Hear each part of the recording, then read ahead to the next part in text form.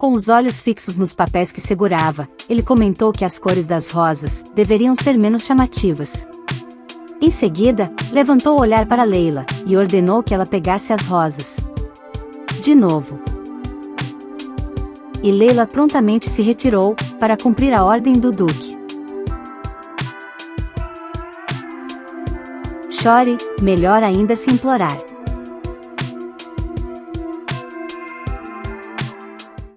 Ela precisava pegar mais rosas, novamente, mas desta vez com cores mais claras.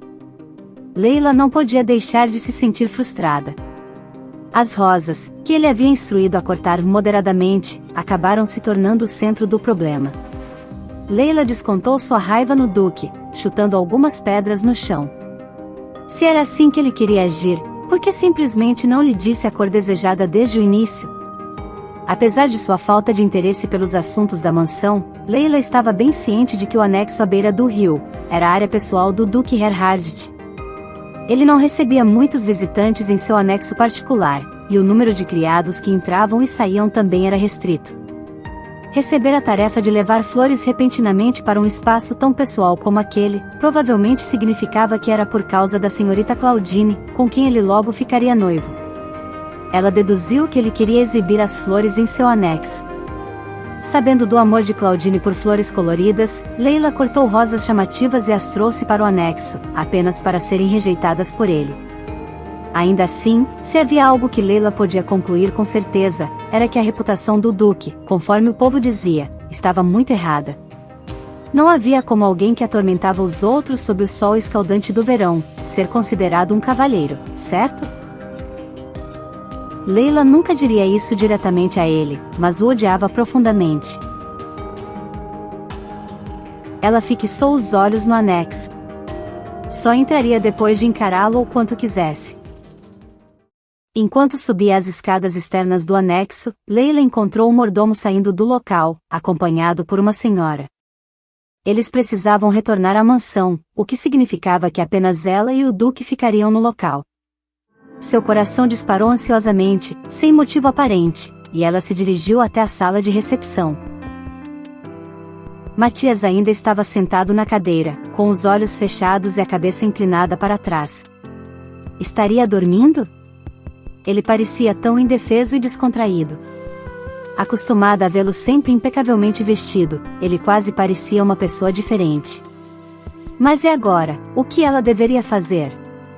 Esperar que ele acordasse, ou simplesmente deixar a cesta de flores e ir embora? No meio de seu devaneio, Matias abriu os olhos espontaneamente. Seu cabelo ligeiramente emaranhado caía suavemente sobre sua testa. Leila se inclinou, e informou ao seu senhor que havia trazido as novas rosas. Com cuidado, perguntou se deveria buscar mais rosas novamente.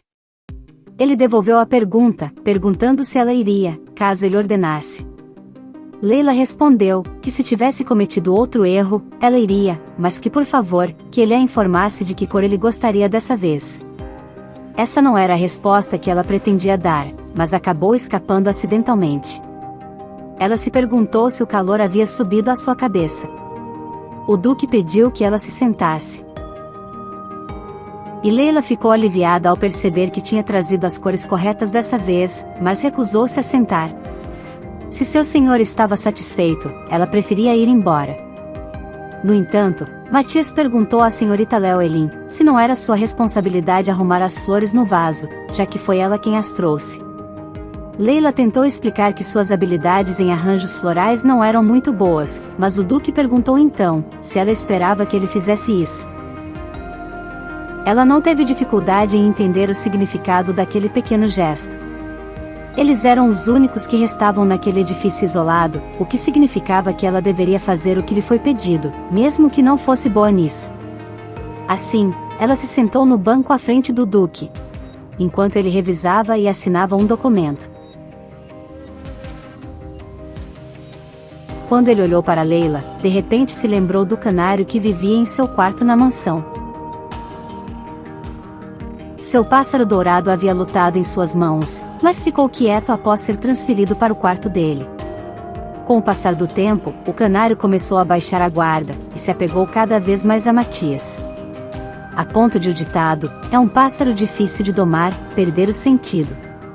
Agora, o pássaro se sentava em sua mão, esfregando-se em seu dono, olhando em seus olhos enquanto cantava belas melodias.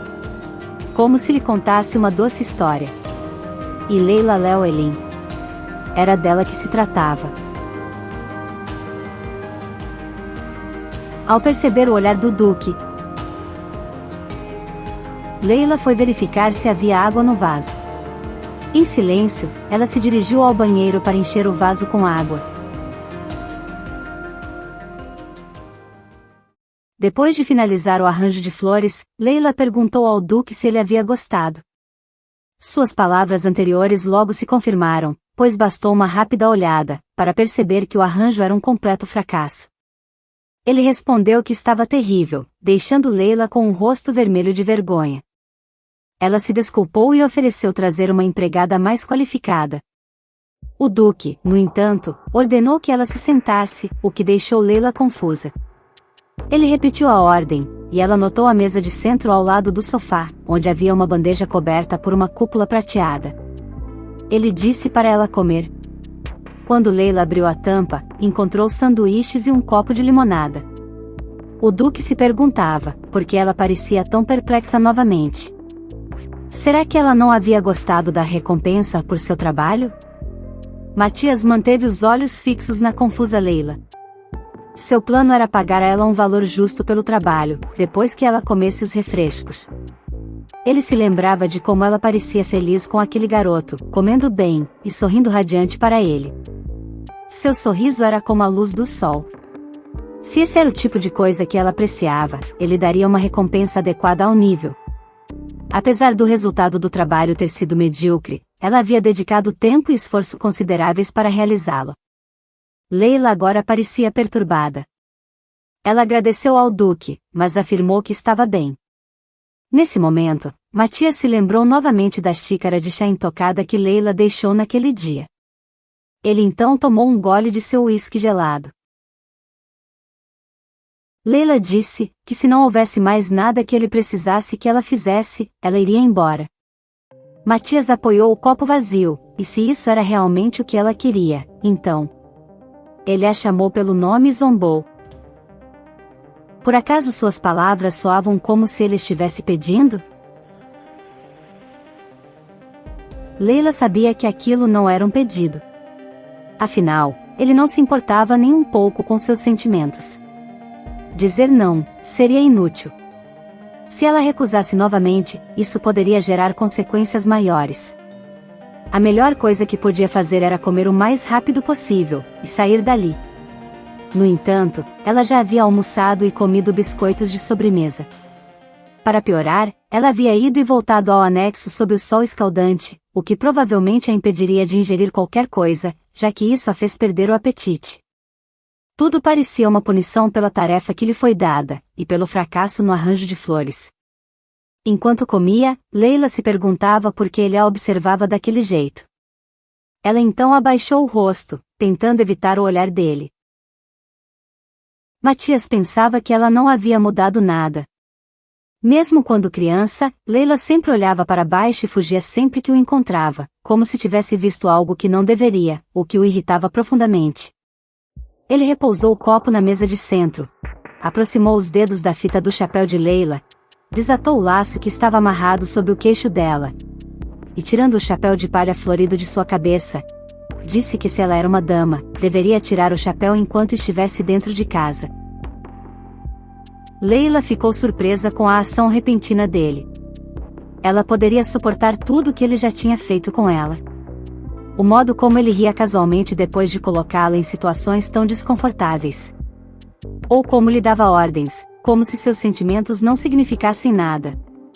Ela se levantou rapidamente, decidida a não deixar que o chapéu, que seu tio comprou com tanto carinho, se tornasse apenas mais um objeto para ele a provocar. Avisou que iria voltar para casa, e com educação, pediu ao Duque que devolvesse seu chapéu.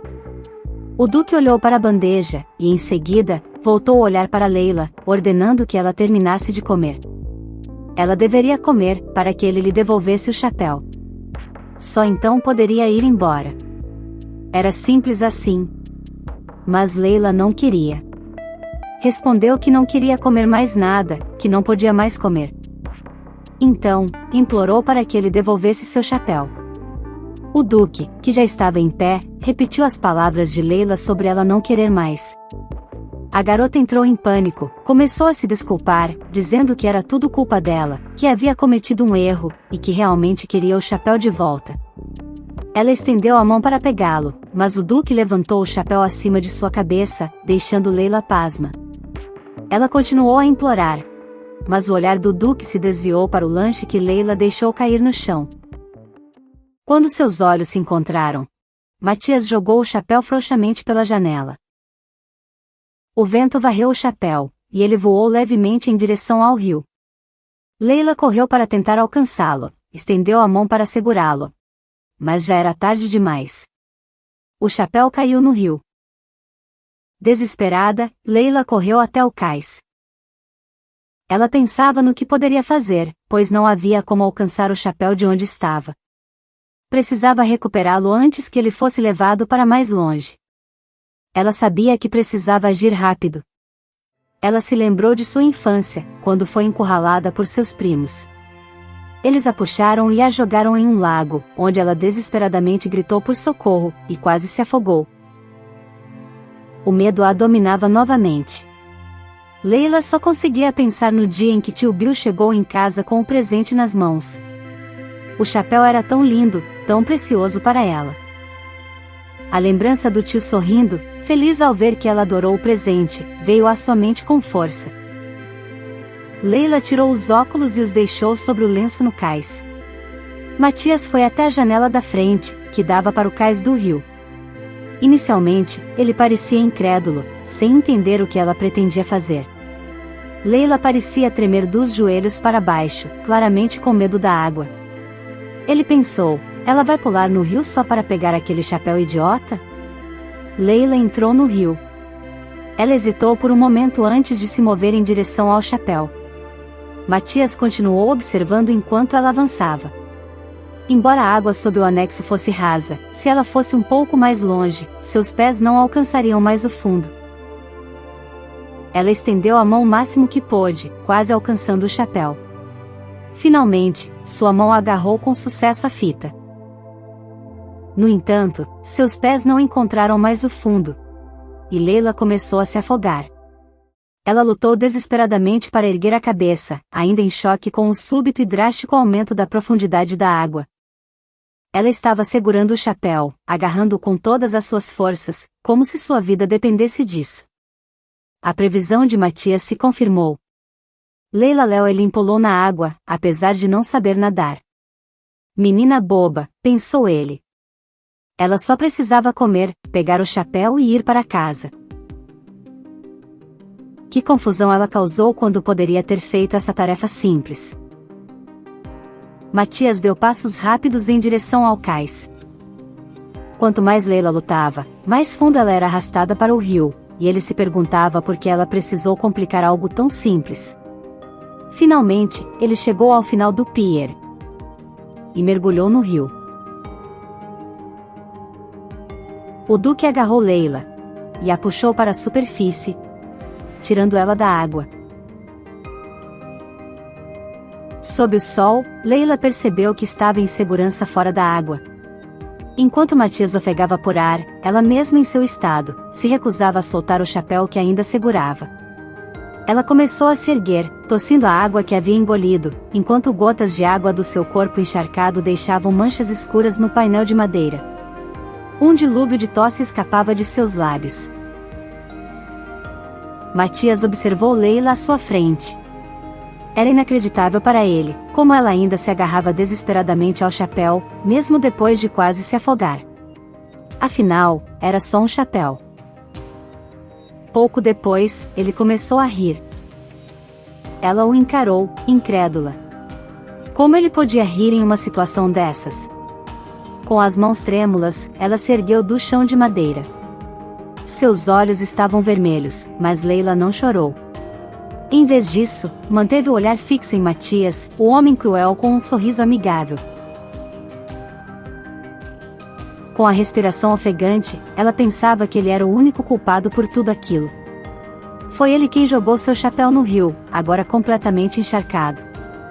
Ela balançou o chapéu molhado em sua direção, as gotas de água espirrando no rosto dele.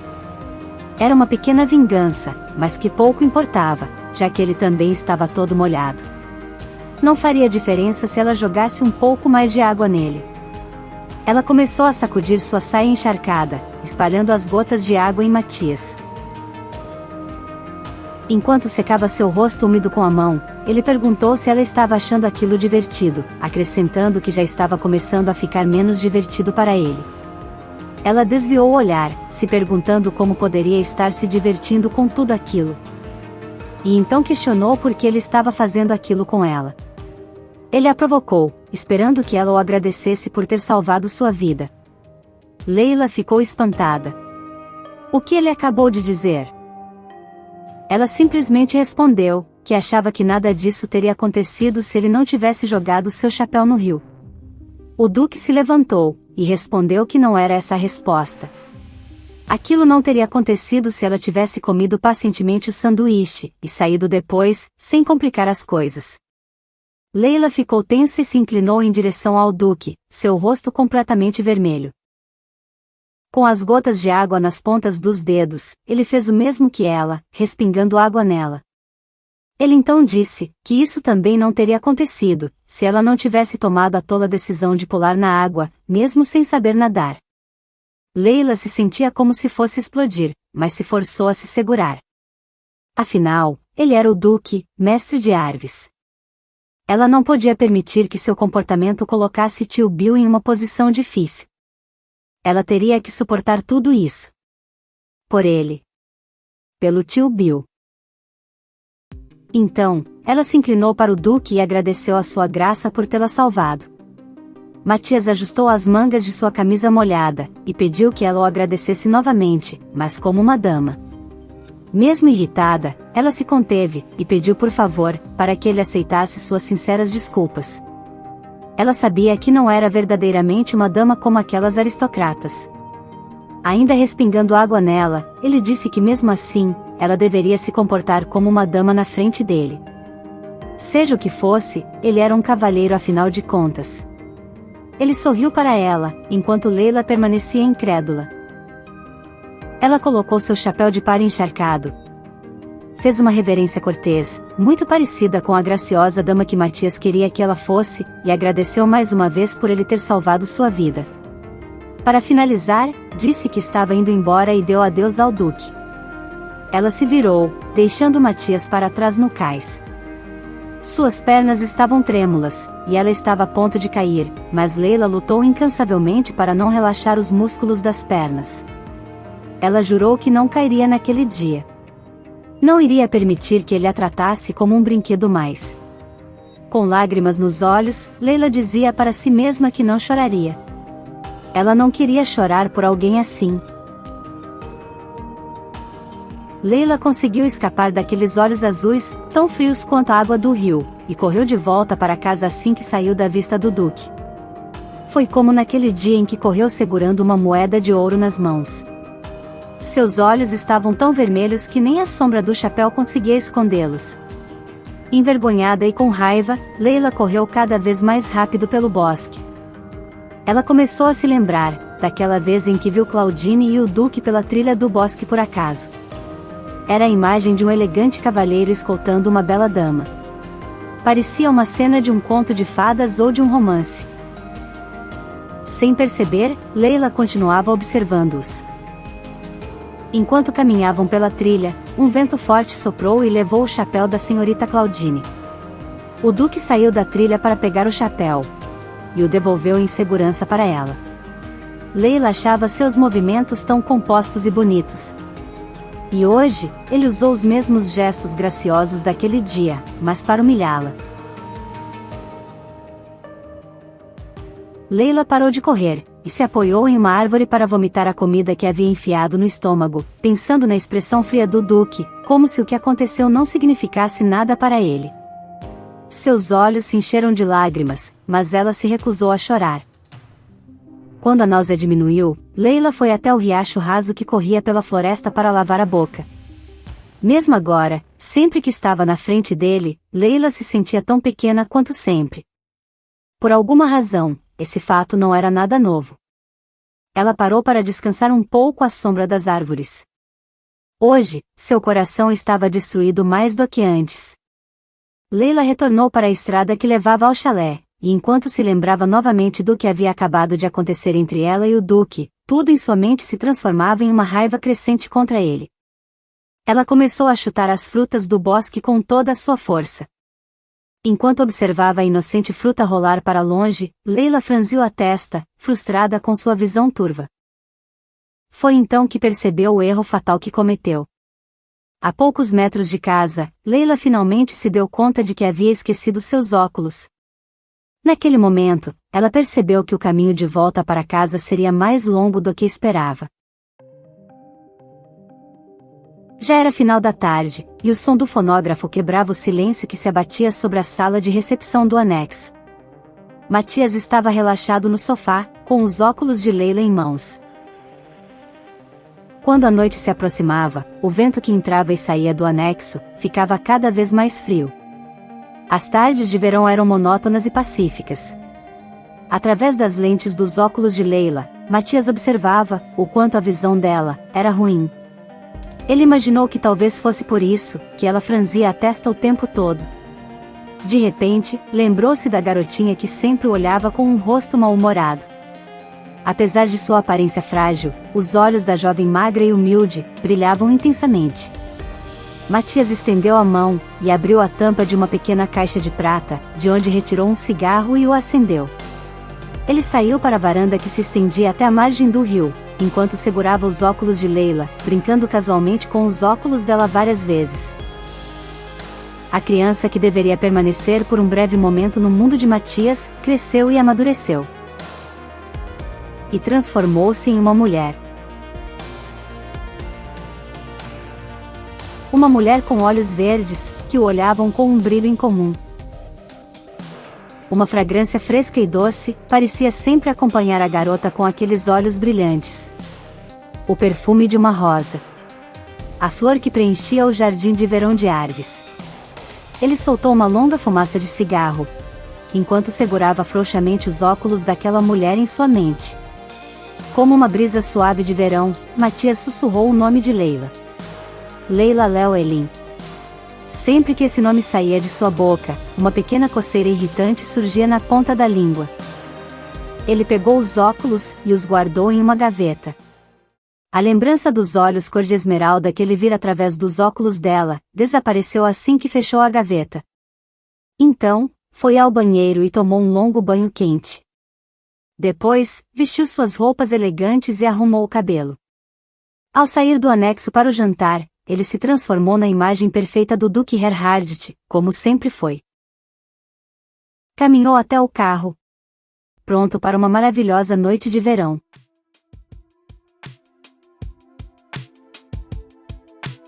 Na cabana, enquanto se servia de uma cerveja, Bill imaginou que um corvo pudesse ter levado os óculos de Leila, já que esses pássaros eram atraídos por objetos brilhantes, como aconteceu com o grampo de cabelo dela. Era algo que Leila não poderia esquecer. O grampo de cabelo reluzente foi seu presente de aniversário de 13 anos, dado pelo tio Bill. A nostalgia os invadiu, lembrando-os de que ela havia guardado o enfeite para uma ocasião especial, e foi um corvo quem o roubou na primeira vez em que ela decidiu usá-lo. Tio Bill também se recordou de quando ela procurou em cada ninho de corvo na floresta, mas sem sucesso. Até hoje, ela nunca o encontrou.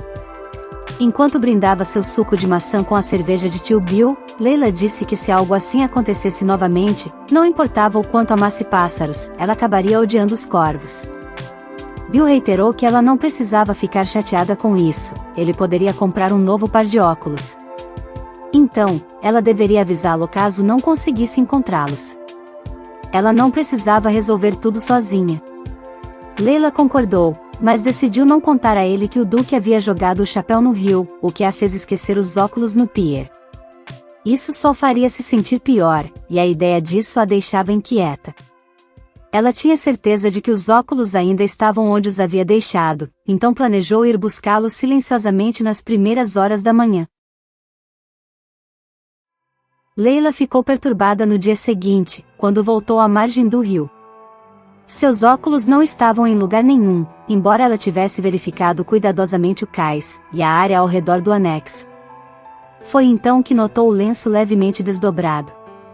O vento o havia levado para longe, o que significava que os óculos, que estavam em cima, também haviam sido levados. Ela chegou a pensar se o Duque os teria pegado, mas descartou a ideia logo em seguida. Afinal, ele não teria motivos para isso. Seu olhar se fixou em um corvo empoleirado em um galho. Ela se perguntou se foi um desses corvos que havia levado algo precioso dela novamente. O pássaro inclinou a cabeça várias vezes antes de voar para a floresta, enquanto ela gritava para ele, perguntando onde era seu ninho, pois ela precisava dos óculos de volta. O suspeito que havia roubado seus óculos parecia ser um desses dois. O corvo, ou o Duque. Um pombo branco como a neve, entrou pela janela do quarto de Caio. Ele sorriu e cumprimentou Phoebe.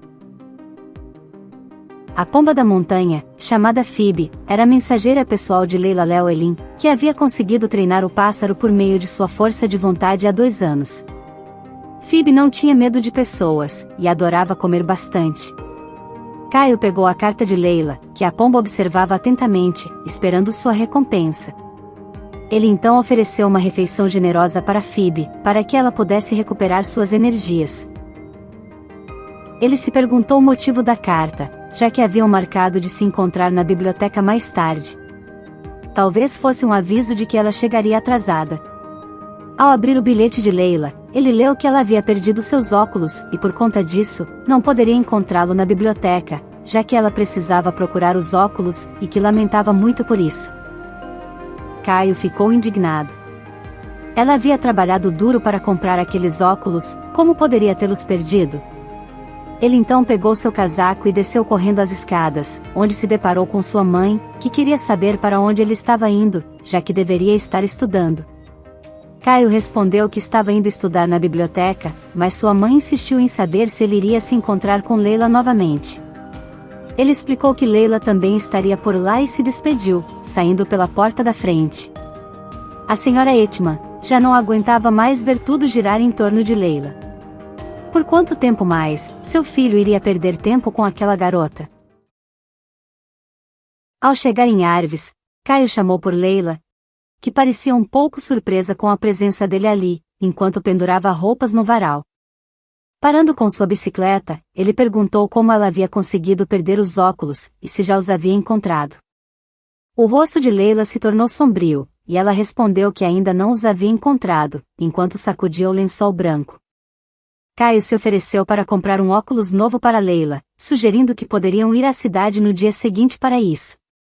Leila parou imediatamente o que estava fazendo e olhou para ele, querendo saber por que ele faria aquilo. Ele ficou sem graça, percebendo que havia deixado suas emoções tomarem conta dele, e esquecendo o tipo de pessoa que ela era. Leila agradeceu pela oferta, mas recusou. Ela realmente queria encontrar os seus óculos. Caio estava ciente daqueles olhos. Ele a conhecia desde pequena, e sabia que aqueles eram os olhos de Leila Llewellyn, a mulher tenaz que se recusava a desistir, não importava o que. Ela não pararia até conseguir o que queria. Leila finalizou, dizendo que tinha certeza de que encontraria seus óculos.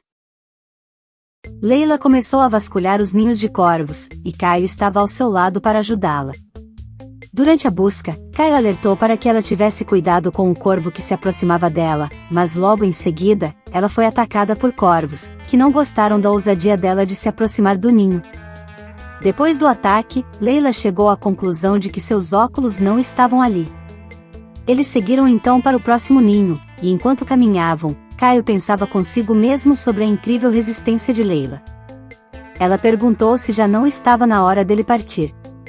E agradeceu por tê-la acompanhado, mas disse que poderia continuar sozinha a partir dali. No entanto, Caio queria ficar com ela. Ele sabia que não adiantava tentar impedi-la de nada, ela era muito teimosa. Além disso, ele não queria deixá-la sozinha, caso acabasse se machucando. E para ser honesto, era bem divertido vê-la assim, cheia de penas de corvos presas em seus cabelos. Nesse momento, o carro do Duque se aproximava. O mordomo, curioso, perguntou o que Caio e Leila estariam fazendo, e o motorista, rindo, respondeu que ouviu dizer que um corvo havia pego os óculos de Leila, e agora estavam por aí procurando nos ninhos de corvos. O comentário chamou a atenção do Duque. Ele sabia que todo tipo de notícia circulava nos círculos sociais dos servos, mas parecia um pouco incrédulo com o que acabou de ouvir. Um corvo? De jeito nenhum. Ele estava certo de que Leila sabia muito bem que ela mesma deixou os óculos no pier. Mas agora ela estava procurando nos ninhos dos corvos? Será que ela realmente não sabia o que aconteceu, ou estava fingindo não saber? O Duque olhou pela janela, seus olhos capturando as penas que adornavam os cabelos dourados de Leila. Ao mesmo tempo, Leila também olhou para ele, com uma expressão de surpresa. Quando o carro se afastou, Matias conteve um sorriso. E Leila se perguntou por que ele a olhava daquela maneira. Ela estava com um mau pressentimento. Porém, ela sabia que primeiro, precisava ter certeza. Ao perceber que Leila estava distraída, Caio perguntou o que ela estava fazendo. Disfarçando seus pensamentos, Leila sugeriu que procurassem por outro ninho. O corvo, ou o Duque? Leila sabia que precisava eliminar um dos dois principais suspeitos. Nos dias que se seguiram, Leila se aventurou ainda mais pelo bosque, e Caio a acompanhou de bom grado. Agora, ela usava um espelho para evitar se aproximar demais dos ninhos. Matias fingiu não notar seus esforços admiráveis. Pelo contrário, foi muito interessante para ele, vê-los vasculhar os ninhos de pássaros inocentes. No entanto, com o passar do tempo, ele começou a se irritar com a tolice dos dois. E além disso, estava ficando cada vez mais exasperado, por ter que tirar tempo de sua agenda lotada, apenas para visitar o anexo repetidamente. No anexo, o mordomo ajudava Matias a despir o paletó, enquanto lhe informava que a chegada do Marquês Lindman estava prevista para o meio-dia. A chegada de seu primo seria mais cedo do que Matias esperava, e o mordomo acrescentou que a duquesa havia solicitado atenção especial ao almoço. Ele também mencionou que a duquesa desejava a presença do duque, caso ele não tivesse outros compromissos. Nesse momento, os olhos de Matias se fixaram na janela. Leila estava lá, parada na beira da estrada, observando o anexo. Um sorriso quase imperceptível surgiu nos lábios de Matias, enquanto ele confirmava o compromisso da tarde com o mordomo. Hessen então avisou que deixaria o carro esperando pelo Duque, e se preparou para deixar Matias descansando em seus aposentos. Quando a empregada e o mordomo saíram do local, Leila os observou até que desaparecessem de vista. Assim que estavam completamente fora de alcance, ela começou a caminhar em direção à residência particular do Duque. A campainha do tranquilo anexo tocou pouco depois. Diferente do dia em que saiu furiosa do anexo, Leila agora aparentava ser uma jovem extremamente educada. Evitando o olhar de Matias, ela pediu desculpas pela visita inesperada. Ele observou a nova atitude da amável Leila, percebendo a mudança em seu comportamento. Logo, ele questionou o motivo de sua presença. Leila pediu perdão, e afirmou que precisava lhe fazer uma pergunta. No entanto, o telefone começou a tocar exatamente naquele momento. Matias se levantou com calma, passando por ela para atender a ligação. Parecia tratar-se de uma questão de negócios, algo complexo que ele precisava conferir. Ela notou que ele continuava trabalhando mesmo quando estava no anexo. Afinal, os negócios da família Herhardt deviam ser imensos, então não era surpresa que ele estivesse sempre tão ocupado. Enquanto o observava, Leila refletia sobre como o Duque parecia sempre tão relaxado e distante. Matias conduzia a conversa, com uma sutileza impressionante. Apesar dos sorrisos fugazes, e da maneira cortês de falar, sua postura ereta e controlada, parecia uma extensão natural de sua personalidade. Leila podia sentir a aura de poder e dignidade que emanava dele, algo que apenas o chefe de uma família tão influente poderia ter. Ele dominava a pessoa do outro lado da linha com facilidade. Não era de se admirar que todos o elogiassem, como o perfeito Duque Erhardit. O fato de alguém tão grandioso, tão admirado como ele, o próprio Duque Erhardit, poder ser a pessoa que pegou seus óculos, fazia Leila quase se sentir patética por ter voltado ali, para fazer uma pergunta tão trivial. Leila começou a achar que tinha cometido um erro ao ir até ali. A ideia parecia cada vez mais ridícula. Seria melhor procurar nos ninhos que ainda não havia verificado. Quando Matias voltou sua atenção para ela, Leila, de forma educada, pediu desculpas pela inconveniência e se despediu, já pronta para sair. No entanto, enquanto segurava o bocal do telefone, o Duque inesperadamente se virou para ela, e pediu que esperasse. Leila congelou no lugar. Matias então voltou a se concentrar na ligação, como se nada tivesse acontecido. Finalmente, a ligação foi encerrada. Enquanto rabiscava algumas anotações, ele pediu para Leila fazer a pergunta que havia mencionado antes. Sentindo uma leve ansiedade, Leila baixou o olhar, e explicou que havia deixado seus óculos no pier no dia em que pulou no rio. Por isso, queria saber se ele, por acaso, os tinha visto. Matias respondeu de forma vaga, com um simples "quem sabe". Talvez ele realmente não tivesse visto. Ou talvez os tivesse escondido. A mente de Leila disparou em choque. Agora, mais do que nunca, ela queria saber se o Duque realmente havia escondido seus óculos. Matias se aproximou lentamente, e perguntou o que ela achava da situação. Confusa, ela se perguntava se ele estava tentando provocá-la, mas respondeu, hesitante, que não acreditava que ele faria algo assim. O Duque quis saber o motivo dessa certeza. Leila o encarou com seus olhos verdes brilhantes. E com sinceridade, respondeu que isso seria algo muito cruel.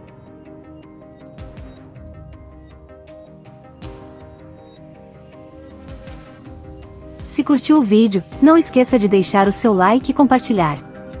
Isso impulsiona o nosso canal no YouTube e nos ajuda a alcançar mais pessoas.